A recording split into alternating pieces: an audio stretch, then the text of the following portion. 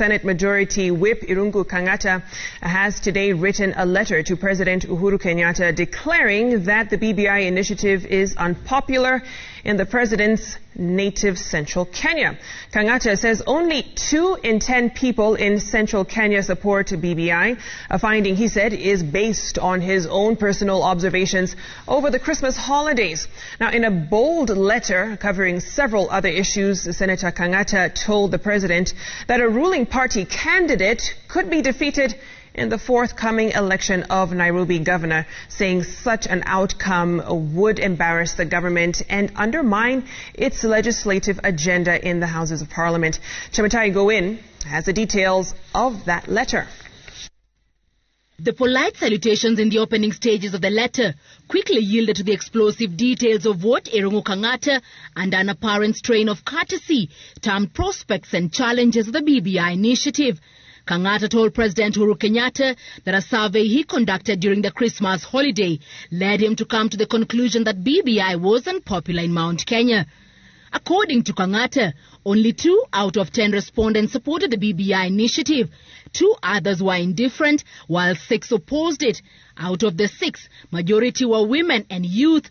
Men above 50 were listed as among the bulk of few voters. He further added that support for the initiative in the rural areas was sinking more as the days went by. While admitting that his survey was not scientific, Kangata called for a more structured survey with properly identified respondents, scientific sampling procedures, employment of good research tools, and questionnaires, further imploring the president to use his other sources of information to corroborate or counter his conclusion. In the letter, the majority whip avers that although most of his respondents were from Murang'a County, the sample size was big enough for him to make a logical inference. He adds, and I quote, "Your Excellency, I concede I may be wrong. In fact, I wish I was wrong, and that my views are mere pessimistic views of things. However, if I am right and we do not take urgent remedial measures, I will pin myself permanently in the pillar of the shame of spectacular defeat." End quote. I have ordered that we reconvene on Thursday. Kangata using the revenue sharing debate stalemate at the Senate as an example of why there was need to flag matters beforehand. Kangata, who took over from Nakuru Senator Susan Kihika, who was ousted as the wrangles in the ruling Jubilee Party intensified, noted that one of the factors affecting the popularity of the BBI in the region was that it had been framed as a Jubilee factional agenda and that internal problems of the party had been weaponized and used to deflect the Mount Kenya people from the benefits of BBI. He advised the president to bend backwards and rally all members of parliament from the region, irrespective of their political faction. This seemingly seen to be in reference to the Kieleweke and Tanga factions. He tells the president, and I quote, "Your personal intervention would help at this juncture, with BBI ratings being on a downward spiral." End quote. He also proposed a parallel BBI supporting structure headed by a quasi-politician to manage the MPs or resourcing of the office of the Secretary General to sell the government agenda, including BBI, which he said was uncoordinated. He added, and I quote, "Alternatively, you can take charge of the process in the region." Kangata's letter also raised alarm to President Kenyatta that the use of the provincial administration and what he referred to as other forms of hard tactics were being interpreted as the government using its hard power to force its citizens to endorse BBI. While politely appearing to call for removal of the provincial administration in the process, Kangata said, and I quote, "Government has an iron fist. I propose we find ways government wears velvet gloves. In my humble view, provincial administration in BBI process should be invisible." End quote.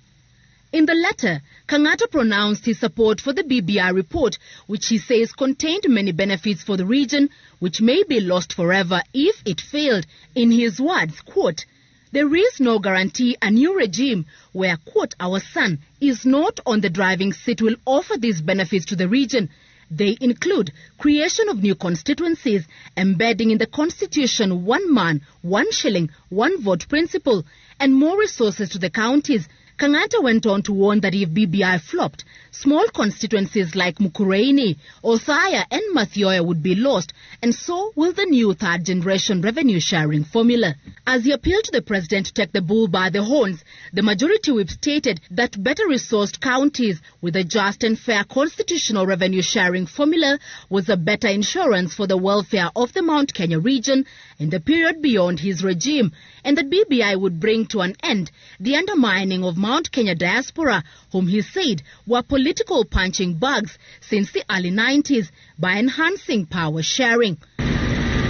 In his concluding remarks, Kangata appears to pour ice-cold water on the chances of the Jubilee Nairobi gubernatorial candidate, warning the president of the prospects of the government candidate losing in the race since the competitors had offered better candidates capable of rallying voters. He warns that a loss in Nairobi will greatly affect the government's legislative agenda. The letter from the senator to the president ends as it began, politely and courteously. Chemutai Goin, Citizen TV, Nairobi.